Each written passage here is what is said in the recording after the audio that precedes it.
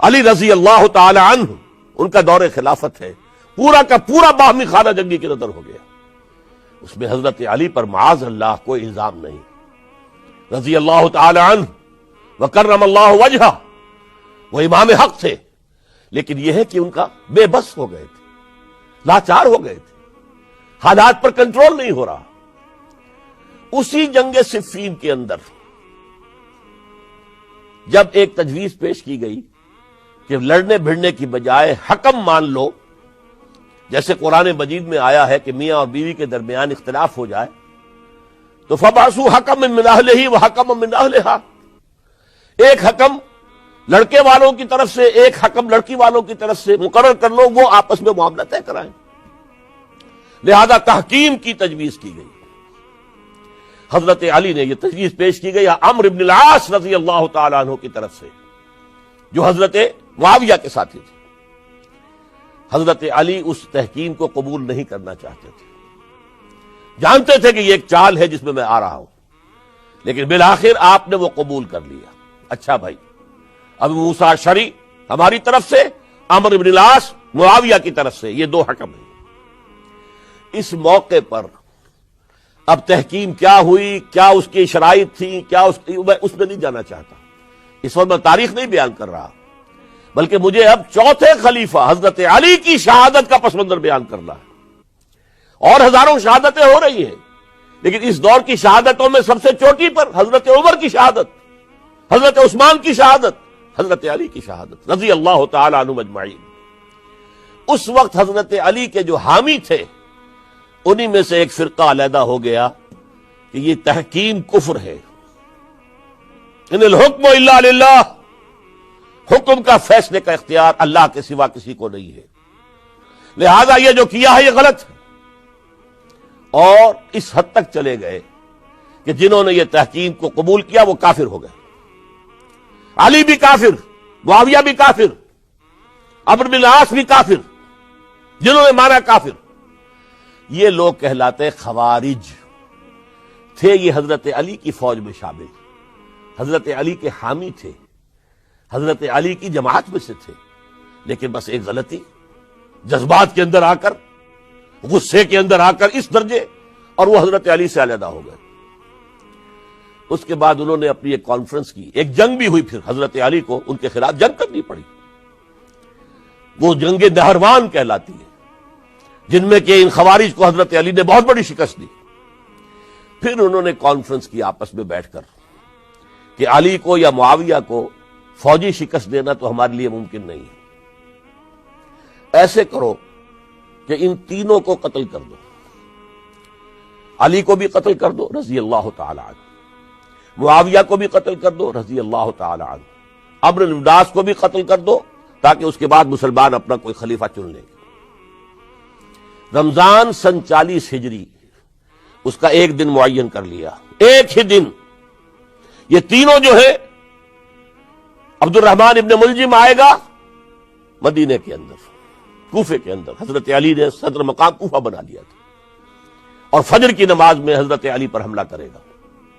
ایک دوسرا شخص عمرو بن العاص پر جا کر حملہ کرے گا اسی دن اسی وقت۔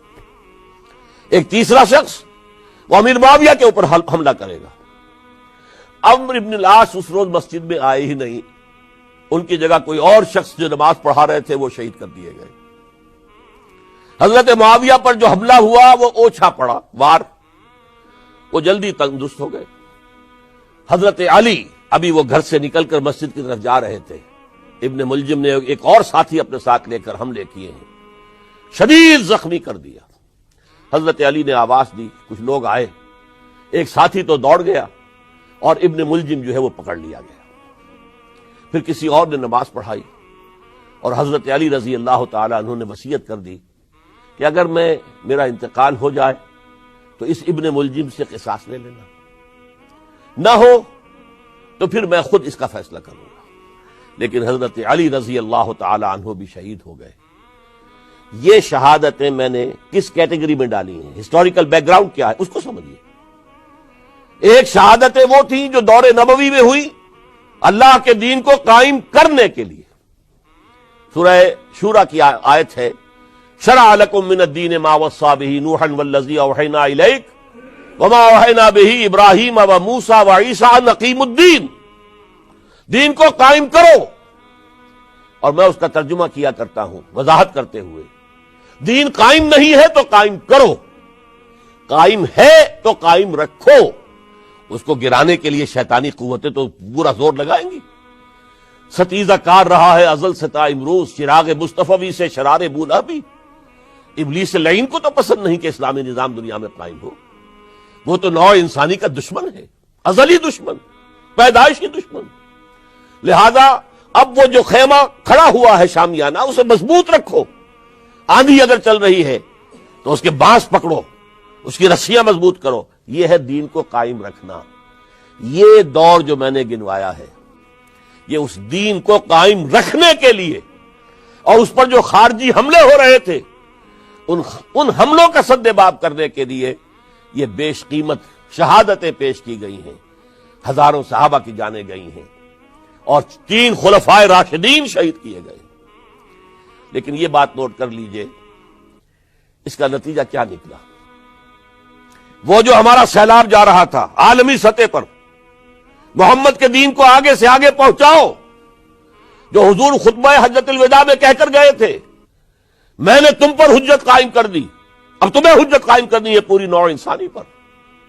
لہذا فلیبلغ الشاہد الغائب، اب جو بھی یہاں موجود ہیں ان کا فرض ہے کہ پہنچائیں ان کو جو یہاں موجود نہیں ہے. یہ اسی کے لیے تو یہ فوجیں نکلی تھیں، اللہ کے دین کو قائم کرنے کے لیے. ورنہ شہادت ہے مطلوب و مقصود مومن، نہ مال غنیمت نہ کشور کشائی. یہ ابو بکر ہوں، عثمان ہوں، علی ہوں، عمر ہوں، یہ تو درویش تھے، انہوں نے کوئی محل نہیں بنائے، چٹائیوں پر بیٹھتے تھے، پیون لگے ہوئے کپڑے پہنتے تھے. ان کی خوراک عام مسلمان سے زیادہ بہتر نہیں تھی، بلکہ ان سے کمتر رہتی تھی، ادنا درجے کے مسلمان تھے. لیکن یہ ہے کہ یہ جو سیلاب جا رہا تھا اسلام کا، انٹرنل سیبوٹاج کے ذریعے سے اس کے اندر طاقت جو تھی وہ روک دی گئی. آپ دیکھتے ہیں اور سنتے ہوں گے، اگر کوئی انکلائن ہو، چڑھائی ہو، اور ٹرک جو ہے لوڈڈ ہے، چل رہا ہے، زور لگا لگا کے انجن جو ہے گوں گوں گوں کر کے چل رہا ہے، اگر خدا نہ خواستہ انجن بند ہو جائے ایک دفعہ، اسے کہتے ہیں موشن ٹوٹ گیا. اب یہ ڈرائیور جانتا اس کی جان پر بن گئی. اب اس کو دوبارہ سٹارٹ کرنا آسان کام نہیں ہے. تو اسلامی سیلاب کا کہ جس کے بارے میں کیفیت یہ تھی کہ تھمتا نہ تھا کسی سے سیل رواں ہمارا سیل رواں روکنے والا کون رہ گیا تھا. سلطنت کسریٰ ختم ہو چکی تھی، سلطنت روما کی 2 ٹانگیں ٹوٹ چکی تھی. اس کو روکا ہے یہودی سازش نے انٹرنل سیبوٹاج کے ذریعے. 1 لاکھ مسلمان تو ایک دوسرے کی تلواروں سے ہی مارے گئے. خلافت راشدہ کا یہ نظام یہ پھر ایک سیڑھی نیچے اتر گیا. اس کے بعد دور بنو امیہ شروع ہوا ہے. عارضی سا حصہ یہ ہے کہ حضرت علی سے کہا گیا کہ ہم آپ کے بیٹے حضرت حسن کے ہاتھ پر بیعت کر لیں. آپ نے فرمایا نہ میں تمہیں روکتا ہوں نہ تمہیں حکم دیتا ہوں، یہ تمہارا معاملہ ہے. 12 لوگوں نے حضرت حسن کے ہاتھ پر بیعت کر لی. اب حضرت معاویہ کا اور حضرت حسن کا معاملہ شروع ہوا. حضرت حسن نکلے 50,000 کی فوج لے کر، اس وقت سے بہت بڑی فوج لے کر امیر معاویہ آئے. لیکن حضرت حسن رضی اللہ تعالی نواسہ رسول، اور ان کے بارے میں یہ کہا جاتا ہے کہ حضور سے بہت مشابہ تھے، بہت مشابہ تھے مزاج میں اور شکل و صورت میں. اور کہتے ہیں کہ یہ اوپر کا حصہ جو ہے اس میں بہت مشابہت تھی حضور میں اور حضرت حسن میں. اور حضرت حسن کے بارے میں حضور نے ان کے بچپن میں فرمایا تھا میرا یہ بیٹا مسلمانوں کے 2 گروہوں کے مابین صلح کرائے گا. اور وہی معاملہ ہوا. حضرت حسن نے جب دیکھا کہ یہ خون ریزی کب تک چلے گی، انہوں نے صلح کی پیشکش کی حضرت امیر معاویہ کو. امیر معاویہ نے سادہ کاغذ بھیج دیا کہ جو چاہے شرطیں آپ لکھ دیں میں مانتا ہوں. سادہ کاغذ جسے آپ کہیں گے بلینک چیک. حضرت حسن رضی اللہ تعالیٰ عنہ نے شرائط لکھ دی، حضرت امیر معاویہ نے قبول کر لی. جنگ ختم ہو گئی. اب خلافت ہوئی حضرت معاویہ کی رضی اللہ تعالی عنہ. لیکن حضرت معاویہ اگرچہ جلیل القدر صحابی ہیں، نوٹ کر لیجئے، حضور کے برادر نسبتی ہیں، حضور کے سالے ہیں، ان کی ہمشیرہ ام حبیبہ رضی اللہ تعالی عنہا حضور کی زوجہ محترمہ ہے، ابو سفیان کے یہ بیٹے ہیں، ابو سفیان کی وہ بیٹی ہے، اور ان کے بارے میں حضور نے فرمایا اللہم اجعلہ ہادیا مہدیا، دعا کی اے اللہ اس معاویہ کو ہادی ہدایت دینے والا اور مہدی ہدایت یافتہ بنا دے۔ اس کے باوجود حضرت معاویہ کے دور حکومت یا دور خلافت کو خلافت راشدہ میں تسلیم نہیں کیا جاتا، اس لیے کہ انہیں مسلمانوں نے اپنی رائے سے نہیں چنا تھا، اپنے طاقت کے بل پر وہ حکومت جو ہے انہوں نے حاصل کی تھی، چاہے حضرت حسن نے دستبرداری کر کے دے دی، لیکن ظاہر بات ہے کہ یہ مسلمانوں کے مشورے سے نہیں ہوا تھا، لہذا ان کا دور خلافت راشدہ میں شامل نہیں ہے۔